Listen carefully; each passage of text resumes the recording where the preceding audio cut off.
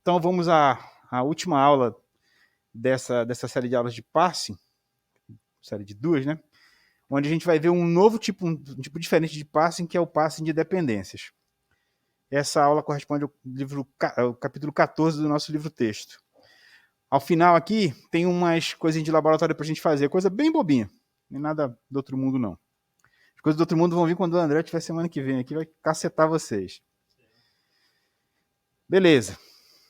Então, vocês lembram que na aula passada a gente começou a estudar problema de parsing e nós vimos o parsing chama constituency parsing, né? Onde você faz o parsing objetivando entender a estrutura gramatical do texto. E aquele parsing é baseado numa gramática, livre de contexto, que é dada como entrada, então dada a gramática, dado o texto, você faz o parsing, né, e estabelece a estrutura daquela frase de acordo com a linguagem, de acordo com a gramática, se aquela frase obedece às regras gramaticais daquela gramática. Se não, eu não consigo fazer o parsing. Isso serve para um monte de coisa, a gente viu na aula passada, e vimos o algoritmo CKY, que é o algoritmo de parsing, que usa programação dinâmica, que é bastante eficiente, é polinomial, para aplicar o parsing. Tá? Hoje a gente vai ver um outro tipo diferente de parsing, mais moderno, que tem outras propriedades que são muito importantes, que é o chamado parsing de dependências. Vamos ver aqui que bicho é esse.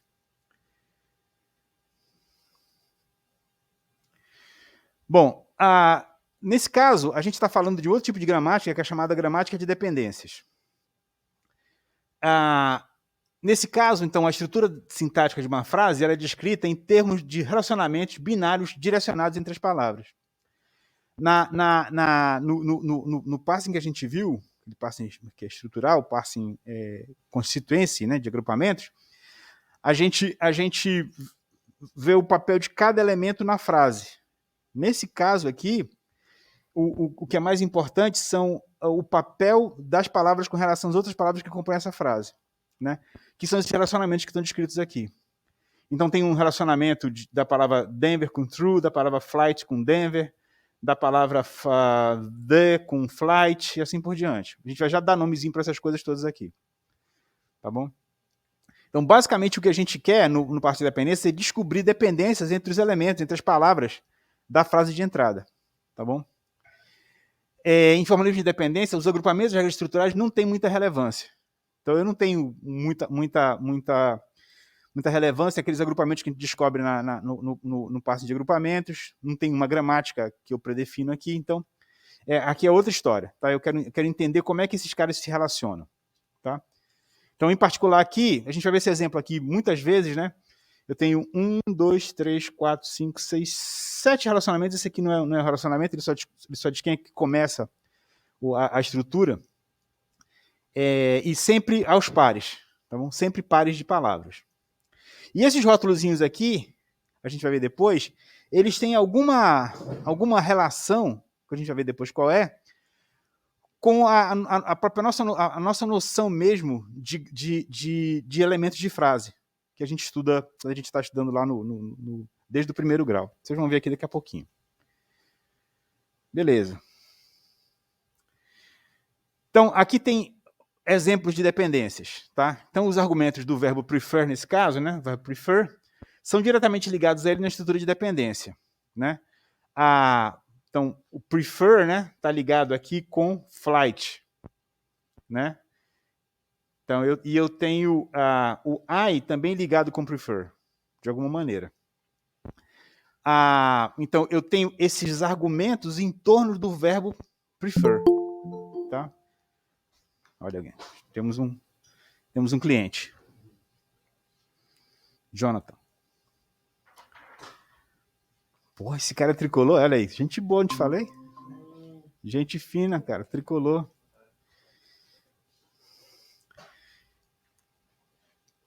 Outro tá querendo ganhar nota em PA e NLP também, pode ser também. Beleza, então, o que nós temos? Bom, então eu estava dizendo aqui, né? Então eu tenho relacionamentos entre a palavra prefer e as outras palavras que estão aqui na frase que estão relacionadas a ela. E da mesma maneira, eu tenho aqui morning e Denver, que tem relacionamento com a palavra flight, olha. Flight com morning, flight com Denver, tá? Então tem alguma vinculação direta, a gente vai ver depois, que tem a ver com a dependência que esses elementos têm entre si na frase, tá bom? Então são exemplos de dependência que a gente vai encontrar aqui. Oi? Ah, verdade, que eu estou na aba errada, tem razão. Não ia passar nunca.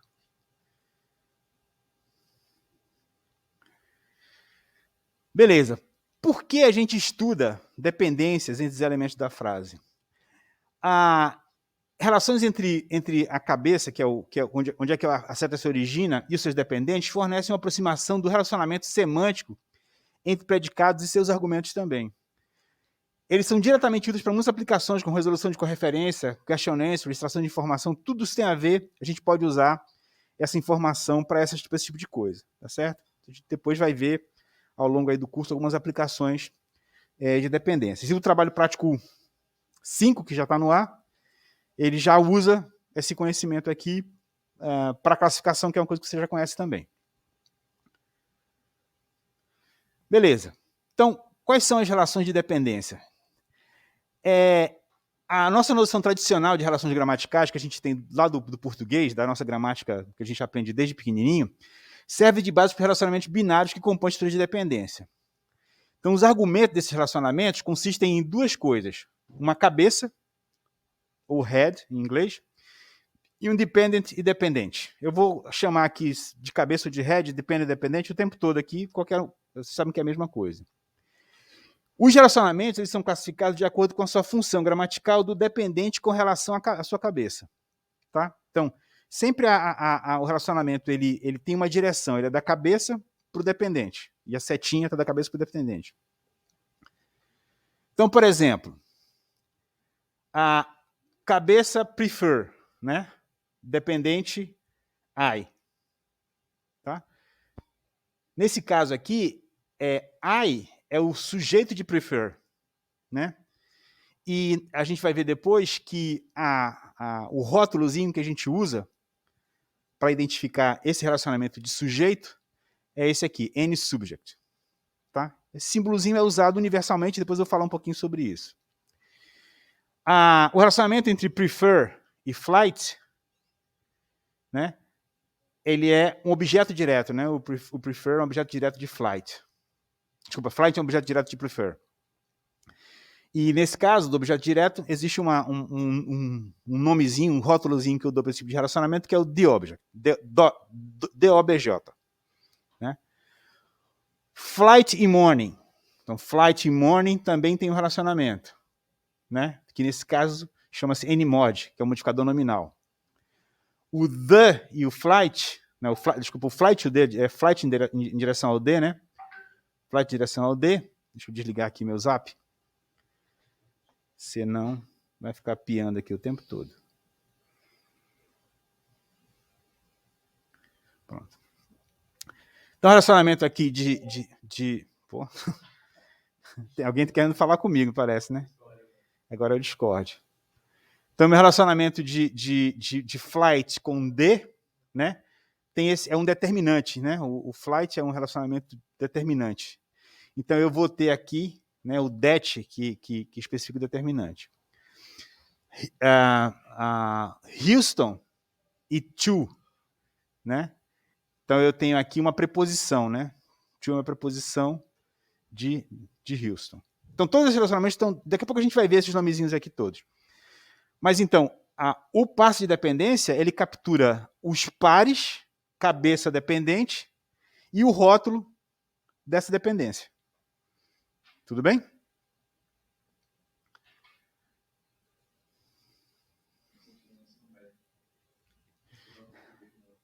Bom, imagina, tem um monte de gente fazendo passe de dependência, cada um dando um nome diferente para as coisas. Em algum momento alguém disse, vamos acabar com esse negócio e vamos arrumar uns nomes que todo mundo gosta e conhece? Então aí surgiram, né, essa... O pessoal podia chegar na hora, né?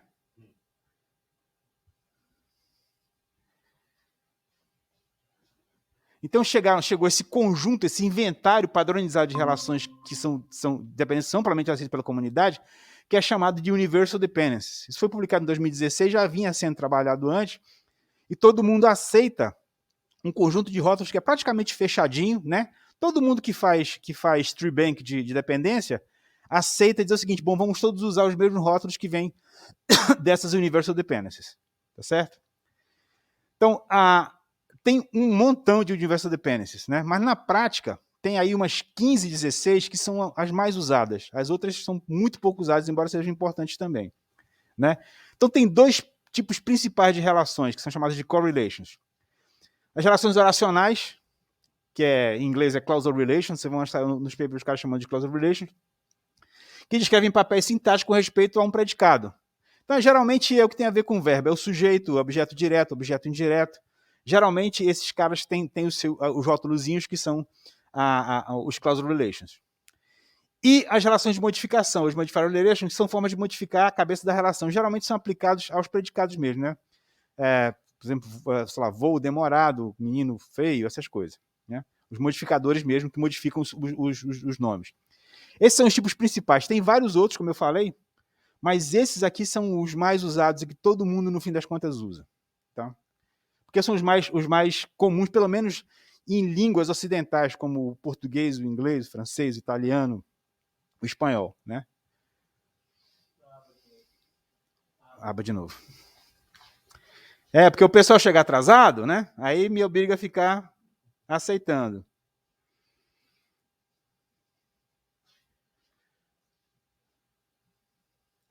Então, agora, olha só. Por exemplo, a any subject, é de sujeito. É uma relação oracional, que associa o verbo ao seu sujeito. O the object é oracional também, né? Que tem a ver com predicado. Os outros aqui são todos modificadores, ó. O any mod, quer dizer, o flight morning, the flight, to Houston, são todos modificadores da cabeça do substantivo. Então, são todos modificadores. Então, aqui, os oracionais e os modificadores. Quase todos os casos que a gente vai ver ou são relacionais, ou são oracionais, ou são modificadores. Tá? Muito bem. Dessas dependências, né, aproximadamente... Então, tem esse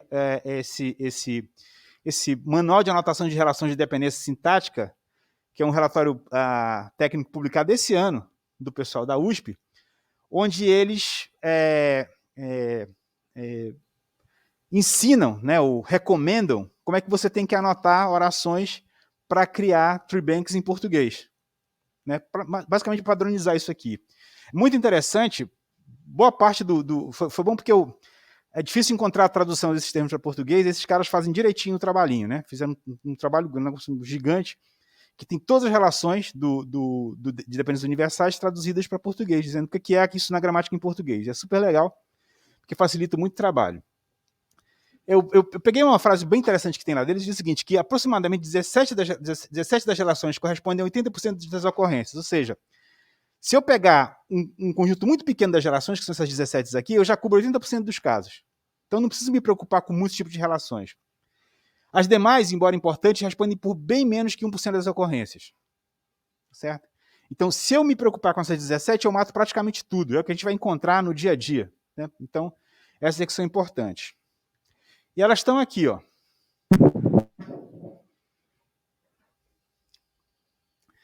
Olha só, primeiro aqui com as causais, né? O nome completo é Causal Argument Relations, ou Relações Argumentativas, Argumentais Oracionais. Muito feia essa tradução, mas é o melhor que eu pude encontrar. Está assim no material em português. Então, ó, o any subject, que é o sujeito, que em inglês é nominal subject. The object, objeto direto, que é o direct object. E object, que é o objeto indireto. CCComp, que é o complemento oracional fechado, o clausal complement. XComp, complemento oracional aberto, open clausal complement. Complementos, né? Nominal, etc. Então, esses são os oracionais. Os modificadores, vai encontrar bastante. O NMod, que é um modificador nominal. AMod, adjetivo. NumMod, que é o numérico. O apositivo, o após. Daqui a pouco vai ter exemplos, tá? Determinante. E o case, que geralmente é preposição ou pós-posição. Eles chamam de case makers, mas geralmente são... Na maioria dos casos são preposições. Em alguns casos são pós-posições. Porque faz sentido em inglês pós-posições, em português não faz muito sentido. E tem outros aqui, por exemplo, o conge, que é o coordenado, vou deixar de dar exemplo, e as conjunções coordenativas, aqui não é coordenativas, coordenativas, que são as conjunções coordenativas. Então, esses, vamos ver quantos tem aqui, ó. São aqueles 17 praticamente, acho que tem 16 aqui. 1, 2, 3, 4, 5, 6, 7, 8, 9, 10, 11, 12, 13. Faltam uns 4 aí. Mas esses são a grande maioria do que vai acontecer. O livro dos Juráficos, ele fica só nesses aqui mesmo, tá? E é o que a gente vai usar aqui também. Vocês vão ver nos exemplos. Olha só. Facinho aqui, ó. Exemplo de unsubject, o sujeito. Então, a cabeça é o cancelled e united é o dependente. Objeto direto, flight, a cabeça diverted, e o dependente é flight. O outro exemplo, o flight, a cabeça é o booked e o dependente é o flight. Então, a gente, aqui, por exemplo, aqui teria uma setinha, né? Quer ver? Ó? Tem uma setinha, tá vendo? Do verbo para o objeto direto, do verbo para o sujeito. Tá? Capturando dependência.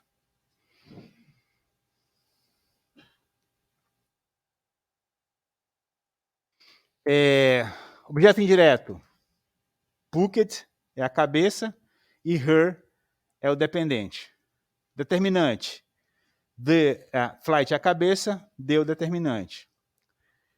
Ou, olha aqui um caso do determinante que não é um artigo, né? É um pronome. Né? A cabeça e determinante, e dependente.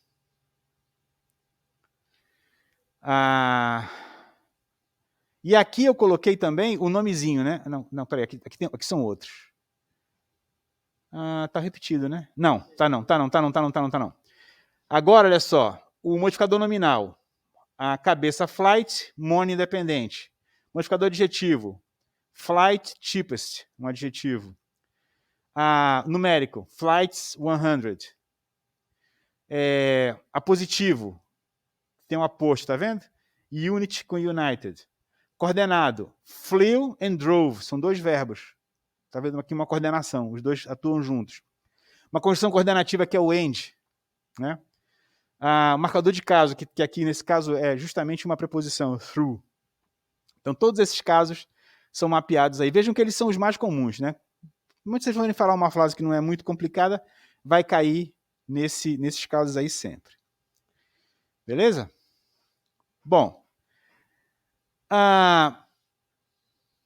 que a gente viu até agora são os pares de dependência, né? Mas aquela estrutura que mostra todas as dependências da frase como um todo é um grafo de dependência, uma árvore de dependência. Tá? Então, no geral, genericamente, eu teria um grafo de dependência. Né? Mas, na maioria dos parsers de dependência, a estrutura ela é, digamos, restrita para formar árvores, porque é mais fácil fazer o parser de árvore do que de grafo. Tá? Então, na grande maioria dos parsers, eles fazem, na realidade, geram árvores de dependência e não grafos de dependência. Tem caras mais novos que geram grafos de dependência, tá? Mas na maioria dos casos são árvores mesmo. Né? Então, é uma árvore de dependência, um grafo de dependência, é um grafo dirigido, GVA, onde vê o conjunto das palavras da sentença e a dependência das funções. Então, restringindo o grafo, a gente usa, na realidade, árvores de dependências. Então, tem essas três regrinhas aqui que são muito importantes. Primeiro, existe um nó raiz único. Tá? Eu só tenho, claro que é uma árvore, né? Eu só tenho uma raiz.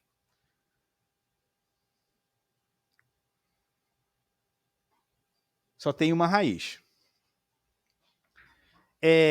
Existe um nó raiz único para o qual não incidem arcos. Né? Todos os demais nós têm exatamente um arco incidente. Então eu não tenho mais do que um arco incidente, significando que o cara só tem um pai, por isso é uma árvore. E existe um caminho único da raiz para qualquer outro vértice V, que também é uma característica de uma árvore. Vamos ver naquela árvore de passo, naquela árvore de dependência que a gente estava mexendo? Olha aqui, ó. Nesse caso, a raiz está identificada, que é o prefer. Na maioria dos casos, não está identificada. É o cara que não incide vértice. Então a gente sabe que ele não incide aresta. Então a gente sabe que ele é a raiz. Nesse caso aqui, ela está explicitamente colocada. Nos outros todos, ó, eu sempre tenho um pai só, né? Só tenho uma aresta incidente. Tá bom? Mas eu posso ter várias arestas que saem do nó. Aqui o caso do flight, ó, 2. Né? 3, na realidade. Tá? Ele é pai de vários caras. Ou seja, é uma árvore. Tá bom? E saindo da raiz, eu consigo chegar em I, consigo chegar em flight, consigo chegar em Denver, consigo chegar em through. Tá bom? Beleza? Tudo bem.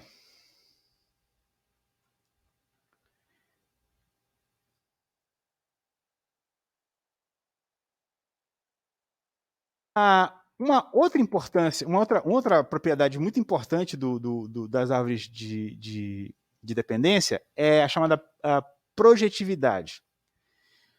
Então, a propriedade da projetividade é o seguinte: um arco de uma cabeça para um dependente é dito ser projetivo se houver um caminho da cabeça para cada palavra que fica entre a cabeça e o dependente na frase. Vamos já ver exemplos.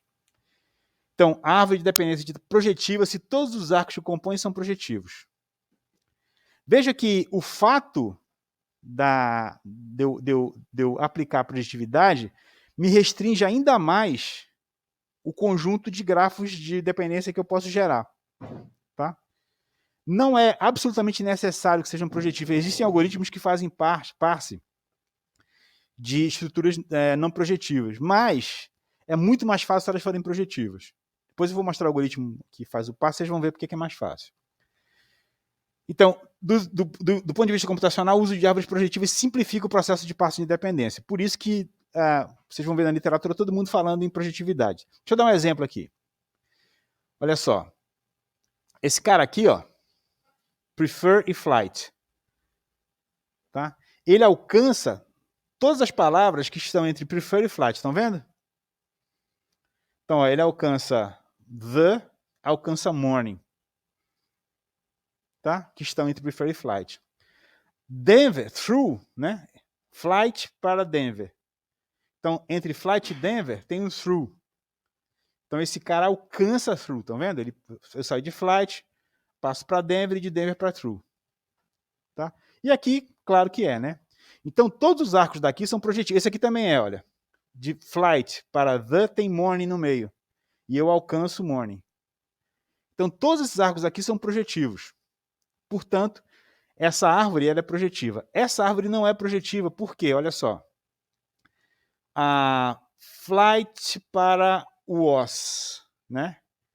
Eu não alcanço a morning a partir de was. Tá? Então, essa árvore aqui não é projetiva. Tem um arco aqui que não é projetivo. Tá bom? Uma coisa interessante é que se vocês baterem o olho, rapidamente dá para ver quando é projetivo. É projetivo quando as linhas se cruzam. Rapidinho dá para ver. Tá? Esse aqui não se cruza, então é projetivo. Quando você vê cruzamento, é projetivo. Tá? Tem um teste simples para verificar. É só fazer seguir as palavras que dá para ver isso. Então, esse arco flight was, né? Ele não é projetivo, pois não existe caminho de flight nem para this, nem morning. Então, eu não consigo chegar. Então, ele não é projetivo. Visualmente, uma árvore de dependência projetiva, não há cruzamento de arcos. Tá bom? Então, por que a gente está preocupado com projetividade? Simplesmente porque a maioria dos parsers, que são mais eficientes, eles só geram árvores projetivas, tá bom? Isso limita um pouquinho o número de a complexidade das árvores que eu posso gerar. Mas na maioria dos casos, principalmente em línguas como português e mesmo inglês, né? Que eu não tenho essa troca, então não é problema, tá bom? Beleza. Bom, claro que a gente viu na aula passada, né? De onde é que vêm essas árvores? Será que a gente tem que gerar essas árvores sempre? Não. Existem tree banks dessas árvores também, tá? O próprio Pine Tree Bank, que a gente viu na aula passada, ele tem também árvores de dependência. Não só as árvores de passo que a gente viu, mas também as árvores de dependência, eles também têm lá. Então, eles são similares aos tree banks de agrupamentos e construídos da mesma forma, né? O que você faz? Pega as sentenças, anota as dependências, usando o conjunto de tags de dependências universais, né? E submete a um parser, o parser diz se está correto, e eventualmente um cara humano vai lá e corrige as tags que estão erradas. E aí submete ao tree bank. Tá? E também, isso é uma propriedade muito interessante, o livro do Jurafsky, nosso livro texto, ele mostra esse algoritmo, que é possível traduzir árvores de agrupamento anotadas para árvore de dependências. Tem um algoritmozinho linear que faz isso. Dado uma árvore de dependência, uma árvore de agrupamento, ele gera uma árvore de dependência. Então, todas as árvores de dependência que tem lá no tree bank, por exemplo, do Pine Tree Bank, dá para gerar árvores de dependência do mesmo jeito. Então, é bem tranquilo, né? O Portinari, que é aquele tree bank em português que saiu no passado, que é 2021, que saiu no passado, ele também tem, que é do mesmo grupo que fez aquele manual que eu mostrei, eles também têm árvores de dependência, tá? Esse Ontonodes Project é bem bacana, muita gente usa ele hoje em dia. Ele, além dos artigos de jornal, que é um negócio mais formal, ele inclui conversas telefônicas, blogs, newsgroups, programa de TV e rádio, talk show, tudo isso em inglês, que torna o treco um pouco mais, digamos, coloquial. Tá? Então, isso aí existe. E todos esses parsers que tem aí, sei lá, a gente vai ver depois no Spice, no LTK, todos eles usam o tree bank desses caras aí, principalmente o Ontonodes. Todos eles usam, no fundo, esses tree banks. Tá bom?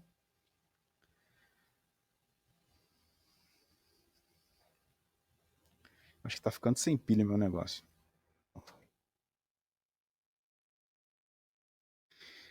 Beleza. Mas como é que faz o parsing? Né? Então, dado uma frase, eu quero gerar o meu grafo de dependência, minha árvore de dependência. Tá? Como é que eu faço esse parsing? A abordagem mais digamos, tradicional para fazer a parsing de dependências é um algoritmo chamado, uma abordagem chamada parsing de dependência baseada em transições. Tá? Um detalhe, quando a gente vai usar a biblioteca, a gente pega um parsing pronto lá, tá? A gente não sabe nem como é que funciona. O que eu estou querendo mostrar para vocês aqui é como é que funciona um parsing desses, tá bom? Ou mais ou menos como é que funciona. Então, esse parsing baseado em transições, ele é bem facinho de entender, mas vocês têm que abrir um pouquinho a cabeça, tá? Até chegar ao final. No final vocês vão entender. Fiquem tranquilos. Então, ele inicia com uma configuração inicial. O conceito de configuração, depois eu vou dizer qual é. Tá? A cada passo, ele pede a um guia ou um oráculo, começou a ficar doido, né? Negócio, que escolha entre uma das várias transições ou ações possíveis para novas configurações. Então, ele fica pulando de configuração em configuração. Começa como inicial e fica pulando de configuração em configuração. E tem lá um oráculo que diz assim, não, das possíveis transições, essa aqui é a melhor. Ele pula para lá. Tá? O parsing termina se o parser atingir uma chamada configuração terminal, que eu predefino para dizer qual que é essa configuração terminal. E retorna a árvore de dependência associada à configuração terminal. Então, isso aqui, digamos, é a abordagem geral. Em cima dessa abordagem tem vários algoritmos. Tá bom? A gente vai ver um deles aqui. Beleza? A pilha está acabando mesmo. Então, o algoritmo de parsing genérico baseado nessa ideia, né, é esse aqui. Ó. Então, configuração C recebe passe get inicial configuration da sentença. Então, ele pega uma configuração inicial. Enquanto C não é a configuração terminal, do transition recebe guide get next transition C. Então, tem um oráculo, ou guide, que me dá a próxima transição. Aí eu gero uma configuração que faz essa transição e fico nesse loop aqui enquanto a configuração não terminar, não chegar na configuração final. Ao final, eu retorno o grafo. Tá? Então, essa aqui é a abordagem geral. Esse aqui é o algoritmo de passe genérico, passe de independências. O que varia de um algoritmo desse para o outro que usa essa abordagem?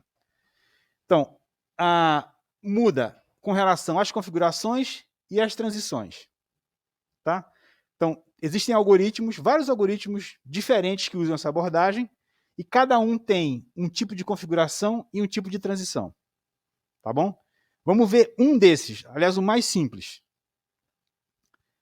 que é esse bicho aqui, o ArcStandard. Tá? É o algoritmo mais simplesinho de parte de dependência baseado em transição. Existem outros algoritmos que não são baseados em transição, eu vou falar deles depois. Mas da grande família, e muito famosa família, de algoritmos de parsing de dependência baseado em transições, o ArcStandard é o mais basicão. Tá? Eu vou falar de outros depois. Bem rapidamente. Estão perdidos aí, não? Tranquilo? Então, uma configuração para uma sentença W igual a W1 a WN consiste de um buffer, que contém as palavras, que vai conter as palavras de W, e uma pilha daquelas mesmas mistura de dados, um stack contendo as palavras de W. E o grafo de dependência que eu estou construindo. Nesse algoritmo aqui, o ArcStandard, a configuração inicial tem todas as palavras do buffer, a pilha está vazia e o GD, o grafo de dependência, está vazio. E na configuração final, na configuração terminal, né? Lembram aqui, ó? Configuração terminal, o buffer está vazio, a pilha contém uma única palavra. Então é a hora que eu vou parar, quando eu alcanço a configuração final. Tá? Então, agora eu estou instanciando aquele algoritmo genérico para essas condições, tá? Que são as do algoritmo ArcStandard. Então eu tenho um buffer, uma pilha, grafo de dependência, a configuração inicial, todas as palavras estão no buffer, eu encho o buffer com as palavras, a pilha está vazia e o grafo está vazio. O que vai acontecer aqui durante a execução é que eu vou passando algumas palavras para o buffer, do buffer para a pilha. Ao final do processo, todas as palavras estão no buffer, a pilha também está vazia. Aliás, ao contrário, desculpa. O buffer está vazio e a pilha contém uma única palavra. Vou já dar um exemplo aqui, tá bom? Cabeça aberta, né? Não tão... Beleza. Aí, vocês lembram que eu tenho o meu oráculo escolhendo as transições? A transição é a próxima configuração, tá bom? Então, nesse algoritmo, que é o ArcStandard, eu tenho 3 possíveis transições. Na primeiro tipo de transição, que é a SH ou Shift, ele vai empilhar a próxima palavra do buffer na pilha. Então, vai pegar uma palavra do buffer e colocar na pilha. Tá bom? Então, é o primeiro tipo que o meu oráculo pode escolher, meu guia pode escolher. Segundo tipo, left arc, ou LA. Adiciona um arco da palavra do topo da pilha S1 para a palavra seguinte ao topo S2. Então, eu vou pegar as duas palavras que estão no topo da pilha e vou criar um arco da primeira para a segunda, da do topo para a segunda. E vou adicionar isso na minha árvore. Beleza? E o right arc é o contrário. Eu vou adicionar um arco da palavra seguinte ao topo S2 para a palavra do topo da pilha.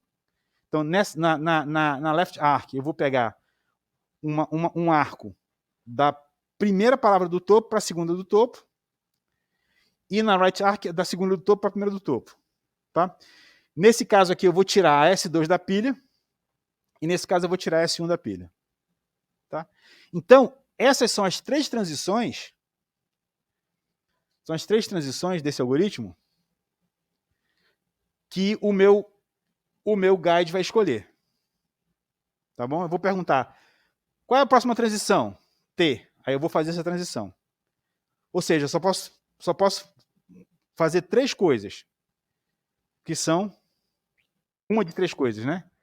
Empilhar a próxima palavra do buffer, adicionar um arco do topo para a segunda, adicionar um arco do topo da segunda para o topo. Beleza? Muito bem. Vocês não ficam se perguntando assim, como é que o cara inventa um algoritmo desse, né? Bacana, né? Bom, vamos ver um exemplo, para a gente não ficar muito... Peguei esse exemplo desse slide dessa senhora aqui, da Sarah Steam. Por isso que está meio feião aqui nas transparências, mas dá para a gente ver. Eu senti falta... Esse slide no Jupyter, eu estou sentindo falta do PowerPoint. Vamos lá. Então, o que eu tenho aqui? Aquele quadrinho verde ali é o quê? Só para saber se vocês estão enxergando. É a minha pilha, né? E o quadrinho amarelo é o meu buffer, né? Então, lembra? Configuração inicial, pilha vazia, buffer com todas as palavras, na sequência. Beleza? E aqui está a minha frase. Eu quero fazer um parsing de dependência na seguinte palavra, na seguinte frase. I booked a flight from LA. Tá? Vejam que tem um truquezinho aqui que eu botei from LA junto, tá? Mas resisto a isso. Deixa eu ver se eu aumento aqui esse negócio. Podemos seguir? Tá. Muito bem. Bom, aí o meu oráculo disse que você vai fazer agora é um shift. Está aqui o oráculo falando comigo. Vozes da minha cabeça. Shift. Shift é o quê? Vou pegar um cara do buffer e botar na pilha, né? Shift não. Não é shift não. Shift é shift, é shift. Shift mesmo. Isso. Pronto. Fiz o que ele está mandando. Essa é a nova configuração. Aí eu pergunto para o oráculo. Oráculo, o que eu tenho que fazer? O oráculo me diz, outro shift. Book. Próximo passo. Oráculo, o que eu tenho que fazer? Ah, eu vou fazer um arco LA e vou chamar esse arco de subject. Tá? Beleza. Então, quando eu tenho esses dois caras, o que eu faço? Eu vou construir um arco do primeiro da pilha para o segundo da pilha. Tá? Porque ele é à esquerda, né? Pronto. E vou tirar o segundo, né? Que é o I. Então, esse cara aqui está no topo da pilha, esse é o segundo. Tá? Querem ver as regras de novo? Precisa não? Está aqui o I. Agora o que eu vou fazer? Vou perguntar de novo para o meu oráculo o que eu vou fazer. Né? O que eu vou fazer, oráculo? Ah, tu vai fazer um shift. Shift. Nova configuração, pergunto para o oráculo. Outro shift. Oráculo, o que eu vou fazer? Agora tu vai fazer um à esquerda e vai rotular como det. Então o arco agora vai ficar de quem?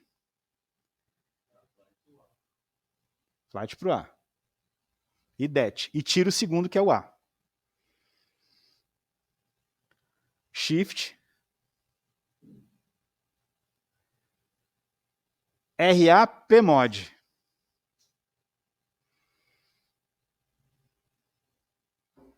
Agora. From LA. Flight from LA. Ainda não terminou porque o stack ainda tem coisa. Na configuração, o stack só vai ter uma palavra no fim. Oráculo, o que eu vou fazer? Vai fazer um RA de object de quem para quem? Booked por flight. Pronto. E, oráculo, o que eu vou fazer? Bom, terminou, mano. E essa aqui ainda é uma gramática onde os caras não se... Uma árvore de passe onde os caras não se cruzam. Tá? Qual é o truque aí, hein? Tá nesse guia. Né? Esse cara sabe muita coisa, né? Mas antes de vocês acharem que é mágico, e é mágico,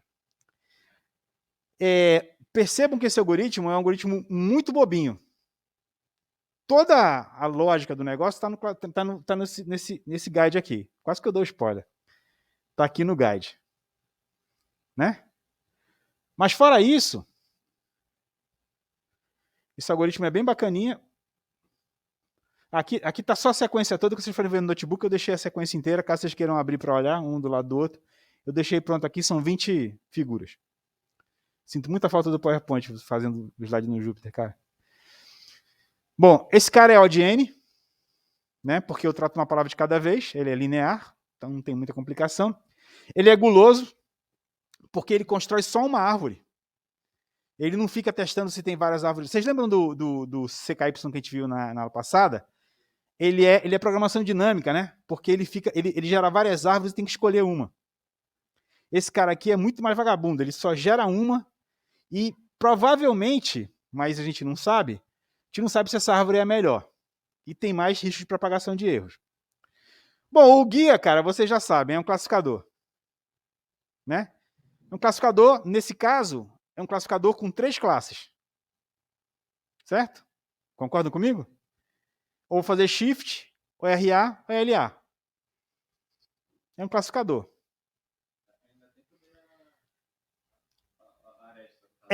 Mas nesse caso, eu consigo achar aresta porque as palavrinhas, eu já sei mais ou menos, o classificador já sabe que tipo de palavra que eu estou recebendo. Ele tem classe de palavras, eu posso resolver. Mas veja, ele é um cara que ele pode ser treinado. Né? Então, o guia é um algoritmo de GML que pode usar várias features informativas. Tá?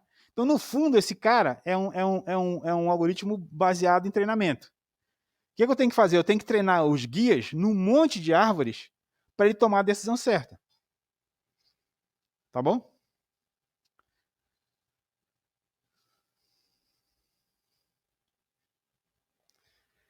Então, o guia ele vai determinar qual será a próxima transição entre as possíveis para cada passo.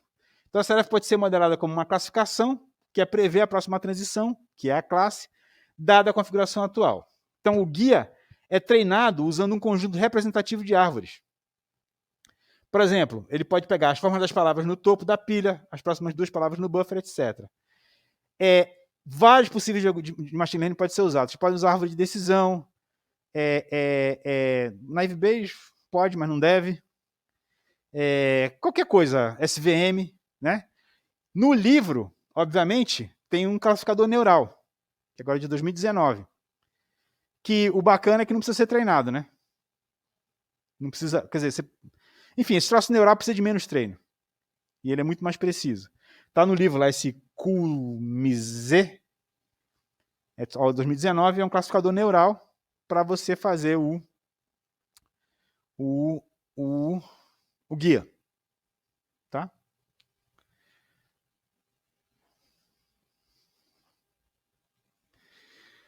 Outros métodos baseados em transição. Por exemplo, a gente viu o Arc Standard, né? O mais usado é esse Arc Eager, né? Que usa 4 transições. Tem esse Transitional Model Non-Projective, que ele consegue fazer com árvores não projetivas, que usa 4 transições, só que ele é quadrático. Né? E tem os métodos baseados em gráficos, que são algoritmos de programação dinâmica. O livro tem esse McDonald e Niro está descrito no livro texto nosso lá.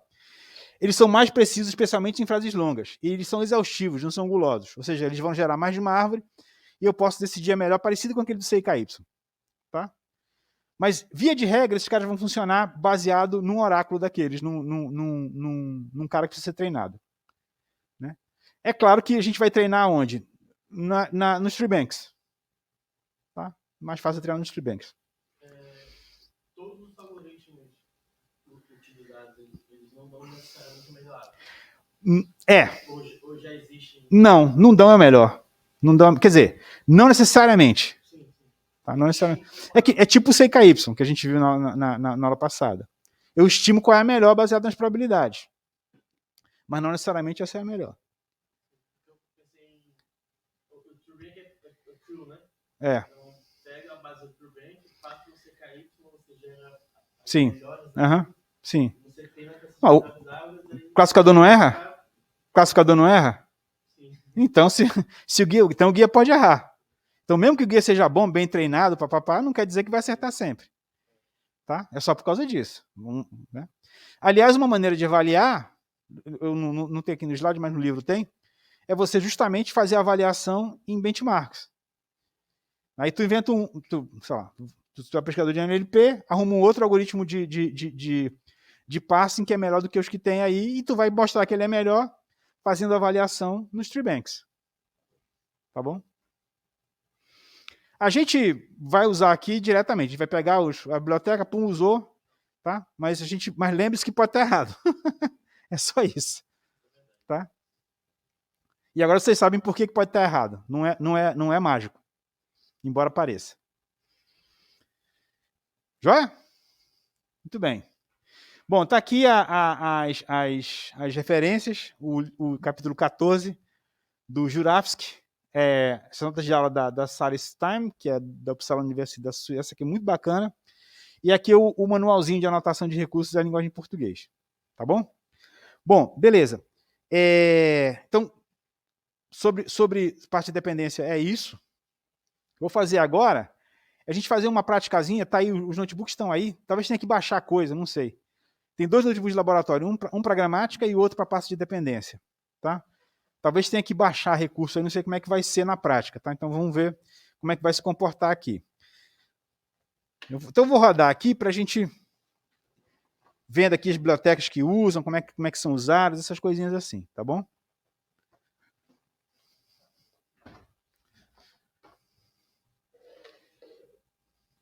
Beleza, então vamos lá. Então, galera, começando aqui, a gente vai usar o NLTK para brincar com as gramaticazinhas livre de contexto, tá certo? Então tem esse comandinho aqui, que é o from string, que basicamente ele lê uma string e aqui nessa string eu defino a gramática livre de contexto. Essa aqui é a mesma da figura 13.1 lá do livro, do Jurafsky, do livro do Jurafsky. Né? Então dá para ver aqui as produções, olha. S, NP, VP, ou ALCE, NP, VP, ou VP. NP, pronome, proper noun, that nome, assim por diante. E aqui está o léxico, ó. Vocês vejam que no léxico aqui as palavrinhas são colocadas entre aspas, né? Por quê? Porque se não for entre aspas, ele vai entender que é um símbolo e não um terminal. Um não terminal, um terminal e não um terminal. Um não terminal. Beleza? Tranquilo? Então, a primeira coisa que eu vou fazer aqui é criar essa gramática. Cliquei, deve funcionar aí para vocês também. Pronto. Aí eu mandei imprimir a gramática. Está aqui a gramática, tá? Com todos os símbolos. Deixa eu executar aqui. Foi. Agora eu vou mandar imprimir a bichinha. Pronto, tá aqui. Eu mandei também imprimir o símbolo inicial, que é o S aqui. Tem vários comandinhos aí nesse grammar, nessa classe, que é essa classe aqui, essa CFG, que eu acabei de importar aqui. Tem um monte de comandinhos legais lá, mas a gente não vai brincar muito com eles, não. Mas, enfim, está aqui a nossa gramática livre de contexto. E aí eu vou fazer um parse. Tá? Fazer um parse. Então, a frase, então eu vou importar esse chart parse aqui. Esse chart parse aqui, ele não é exatamente o CKY, mas ele é o CKY, ele é um tipo de algoritmo de parsing usando programação dinâmica. Ou seja, ele é muito parecido com o CKY, usa a mesma ideia do CKY que a gente viu na aula passada. Tá? Então eu vou importar essa classe, que é o chart parser, e vou pegar essa sentença aqui, ó, book that flight through Houston, que é aquela mesma lá, e vou chamar vou criar um parser, né, passando como parâmetro a gramática que eu acabei de criar, e depois vou fazer o parse nessa frase usando esse parser que eu criei. Então, essa linha 7, ela cria o parser, e a linha 10, ela executa esse parser para essa sentença aqui, que é S1. Beleza? Esse split aqui é só para ele quebrar em palavras. Tá? Então, ele vai, o que eu tenho que passar para essa gramática é uma lista de palavras que compõem a minha frase. Uma sequência de palavras que compõem a minha frase. Por isso que eu fiz esse split aí. Tranquilo? Acho que tá, né? Bom, vou executar aqui. Então, ele já fez o parse. Agora, eu posso imprimir o parse. Vocês lembram? Essa frase foi a mesma que a gente usou no exemplo do CKY. Então, na realidade, tem 3 parsers possíveis. A gente viu. Tem três árvores de passe possível para essa gramática. Tá? Então, estão aqui as 3. Ó. Eu estou gerando cada uma aqui. Por isso que aqui é parser, está vendo? Isso aqui é um iterador em Python, que tem cada um que tem uma das árvores geradas. Então, está aqui a primeira. Deixa eu ver se eu consigo... Pronto, está aqui a primeira, que é aquela que a gente, inclusive, viu aqui o trace na sala de aula, né? Aqui nessa, Houston está ligado ao through, né? Deixa eu ver a próxima aqui. A segunda é essa daqui, ó. Esse next aqui, ele pega o próximo elemento do iterador, né? Passa o iterador, o next pega o próximo elemento do iterador. Maluquices do Python. Está aqui a segunda árvore. E aqui está a terceira. Que é bem diferente das outras duas, né? Então vejam. 3 árvores diferentes para a mesma sentença. Por que está acontecendo isso? Na aula passada a gente viu. Porque essa sentença ela é ambígua. Então uma sentença é ambígua quando eu tenho mais de uma estrutura gramatical possível para ela. Tá? Então, nesse caso, eu estou pedindo para gerar todas as possíveis parses para essa frase. E eu tenho 3 parses diferentes. 1, 2, 3. Tá? Por causa disso que a gente introduziu na aula passada o conceito de gramáticas probabilísticas, né? Onde agora eu vou ter... rapidinho aqui. Aqui eu mandei imprimir o chart. O que é o chart? O chart é a tabela que o algoritmo de programação dinâmica gera. Olha só. Olha aqui a diagonal principal. Vocês lembram? Book, flight, through e Houston. São as 5 palavras. Estão na diagonal principal. E aqui eu tenho os outros elementos da... Aqui o meu Python porcaria me deu preguiça de montar uma matriz mesmo. Então depois vocês podem brincar aí para fazer bonitinho, mas estão todos aqui, ó.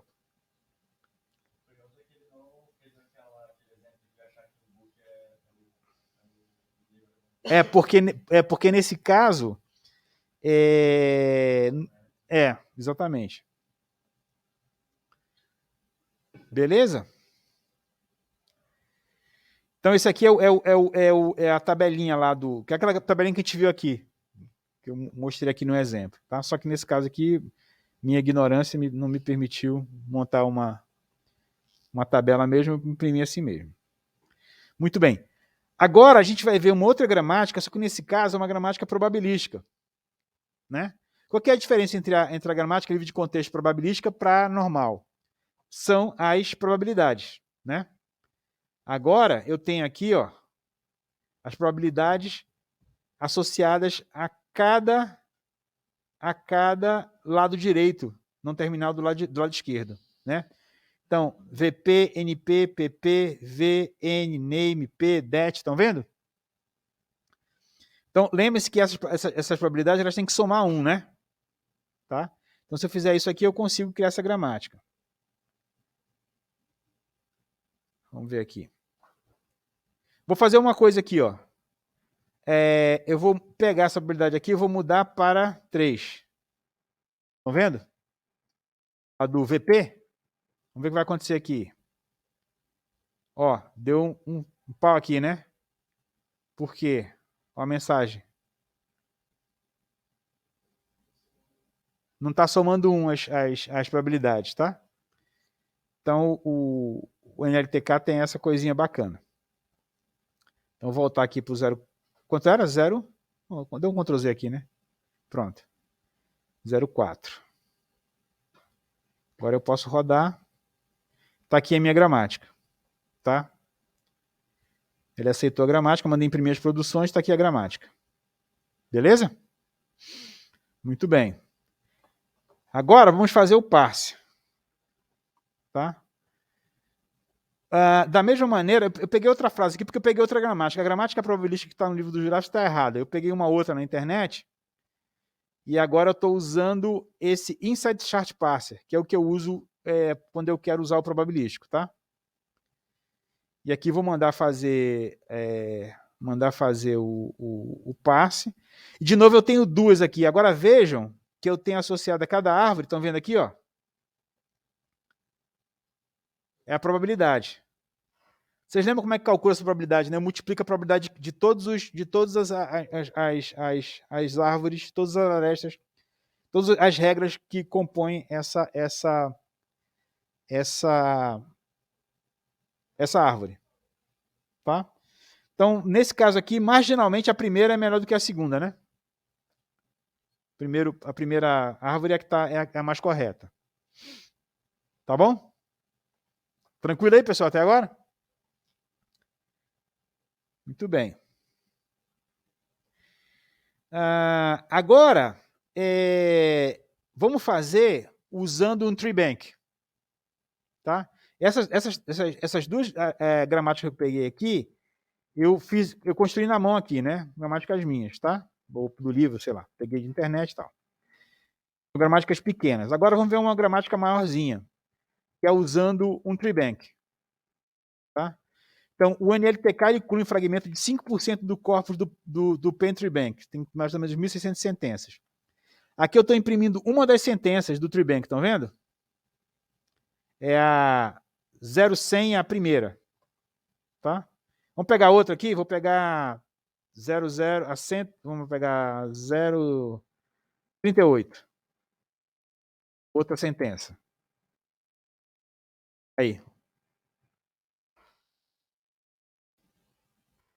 Pegar, sei lá, qualquer uma aqui. 111, deixa eu ver se tem. Outra, não tem. Tá errado. É 1000. Não tem também. Eu tinha que pegar a 1000 aqui, né? Vou botar aqui para 1000. Pronto. Não.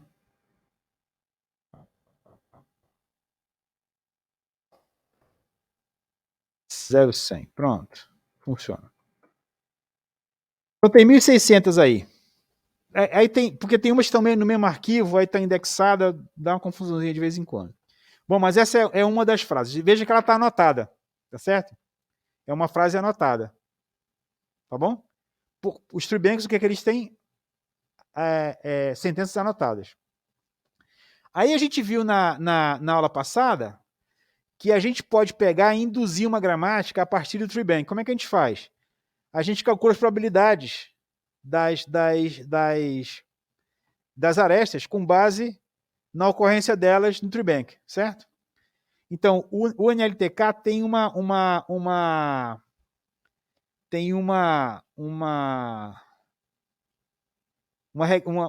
recursinho para fazer isso aqui. Então, o que eu estou fazendo aqui? Ó? Presta atenção. Eu estou varrendo aqui os 3 primeiros elementos do tree bank, tá? Os 3 primeiros elementos. Aí vou pegar as sentenças parseadas, tá? E vou juntar, tá vendo aqui? Estou pegando as produções e estou juntando todas as produções nessa variável produção aqui. Tá?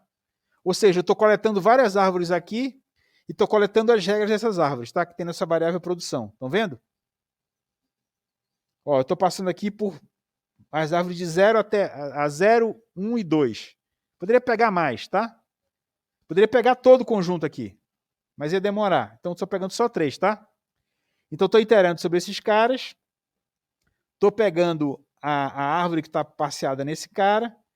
E nesse caso aqui, eu estou normalizando. Só para a gente ver aqui como é que normaliza, que dá para fazer. Ó.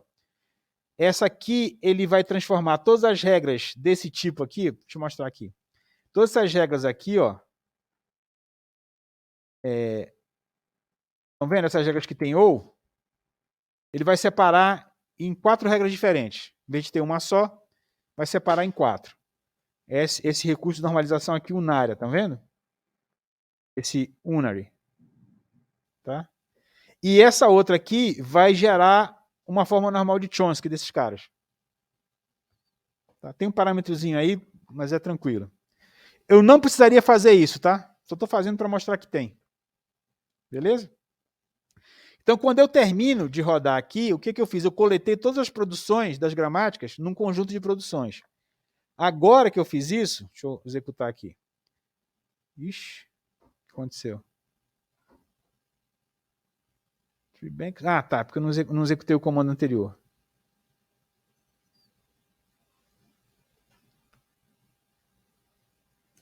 Pronto, agora deve funcionar. Não. Ah, acho que eu esqueci de importar o TreeBank. Por quê? Devia estar importado.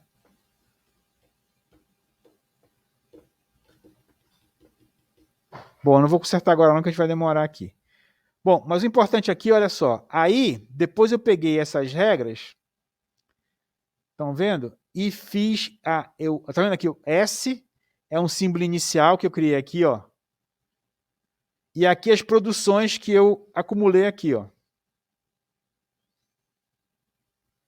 Acumulei aqui. Aí eu vou fazer, ó, um induce grammar, tá vendo? Induce PFG. A gente viu isso na aula passada. Basicamente o que eu tenho que fazer aqui é calcular a probabilidade de todas as regras com base no TreeBank. E aí ele me gerou a gramática, ó, que nesse caso aqui tem 86 produções. Então eu tenho aqui, ó, cada regrinha com sua probabilidade. Tá vendo lá? Ó? Tenho aqui os léxicos, estão vendo? Tudo bonitinho. Isso aqui eu gerei automaticamente a partir do TreeBank, que é como o pessoal faz para gerar uma gramática.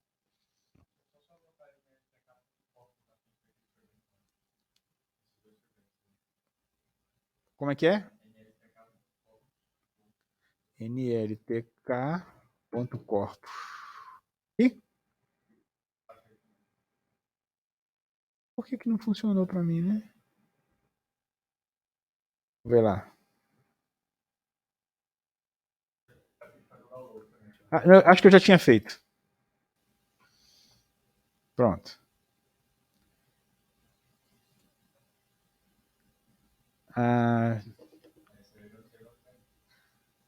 Eu acho que eu tinha que ter importado.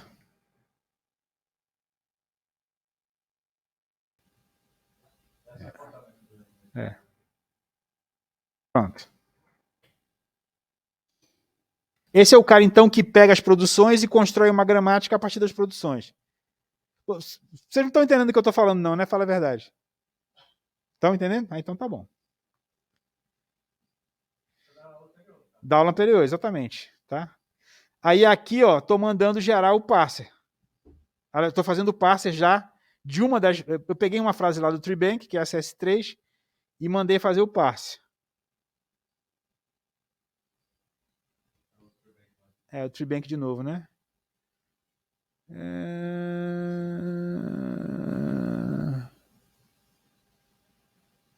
Tem razão. É o NLTK Corpus, né? O import, né? Eu acho que vai ser só aqui. Eu tenho que importar o PC Chart também, né?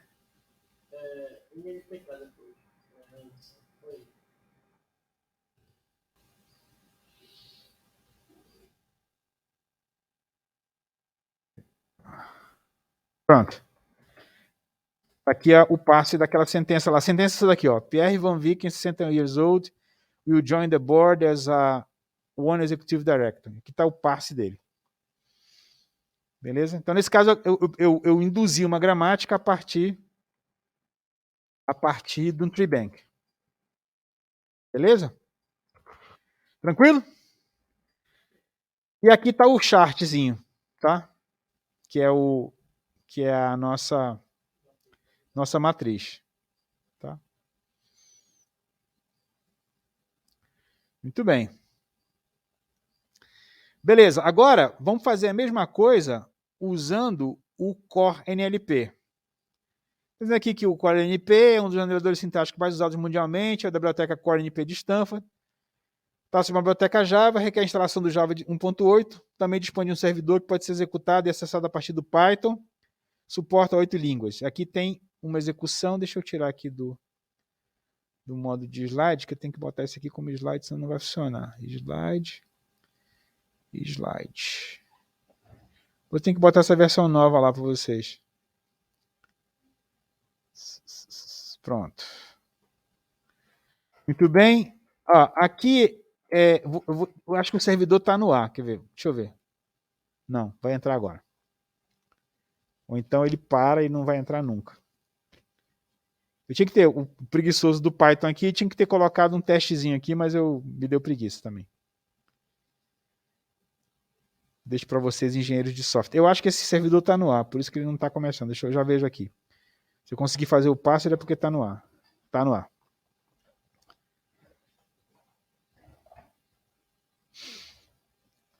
Ou então vai dar um erro. Ah, está no ar. Fez o passo. Não, na realidade ele não...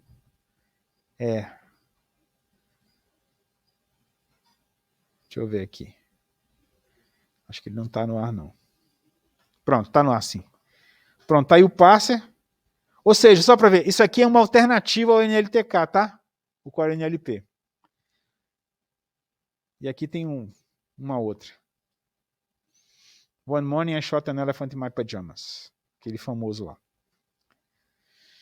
Muito bem. Então esse é os testezinhos, laboratóriozinho do passing de constituintes, né? Passing de agrupamento.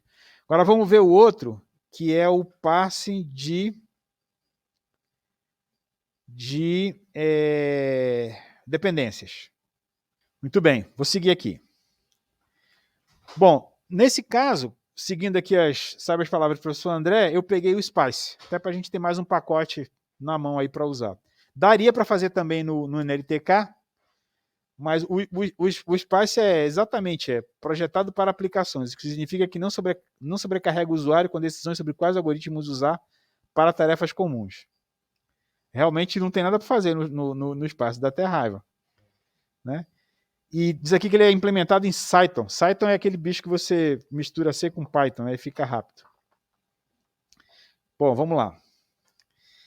Então aqui, estou simplesmente importando essa classe super genérica aqui do Spice, que é NLP. Faço um load aqui. Esse cara é o modelo que tem todas as definições que a gente precisa para poder fazer o parse. Fica tudo super escondidinho. Daí eu mando fazer o parsing dessa sentença. The quick brown fox jumping over the lazy dog. E aí pronto, já vai fazer o parsing de dependência. Quer ver uma coisa? Vai rodar aqui, tá rodando. Se não explodir.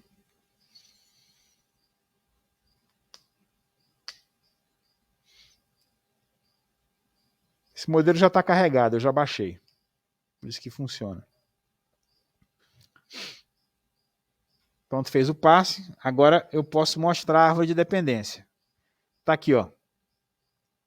Olha aqui. A cabeça Fox, relação det, dependente de. E aqui são os filhos, no caso não tem nenhum. Cabeça Fox, relação a mod, quick. E assim por diante. Então aqui mandei imprimir aqui, ó, a cabeça, a dependência e esse text é o dependente. E depois mandei até imprimir os filhos aqui, ó, daquele nó na árvore. E aqui, esse Spice danadinho tem até a árvorezinha. Ó. Tá? Bem bonitinho. Ó, vejam que a raiz aqui é o Fox, né? Por que eu sei disso? Porque não tem nó entrando nele. Não tem aresta entrando nele. Mas não está explícito, tá? Mas eu sei que ele é a raiz por causa disso. Aí estão todas as relações aqui bem bonitinhas, igual a gente viu agora na sala de aula, na aula teórica.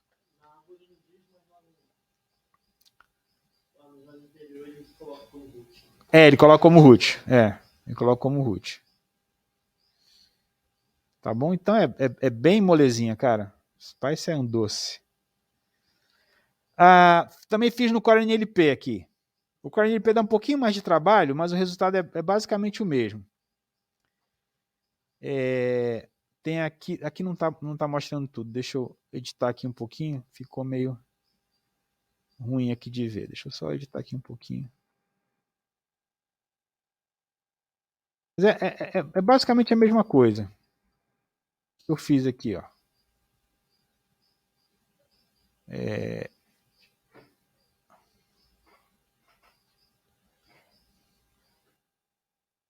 Rodei aqui criei aqui um parse, usando aqui o comando Stanford Dependency Parse do NLTK, do Core NLP. Passei aqui os modelos que eu preciso, que está o PF aqui em cima. Depois fiz o parse. E aí está aqui o resultado. Ó. Aqui estão, de novo. Vejam que essa árvore ficou um pouquinho diferente, né? A cabeça, o tipo de relação e o dependente. Né? Aqui tem o POS também, a gente não falou de POS, mas é o POS tag a gente vai ver depois. Ele também me dá o POS tag, aliás, o Spice também dá. Só que ele não mostrou. Agora, mostrar a árvore aqui no Core NLP é bem mais chatinho. Tem que importar um monte de biblioteca para plotar gráfico, deu preguiça. Usa Spice, em outras palavras. Beleza, então pronto. Acabamos o que eu tinha para falar para vocês de parse. Certo? Dúvidas? Creio que não, né? Tá tranquilo.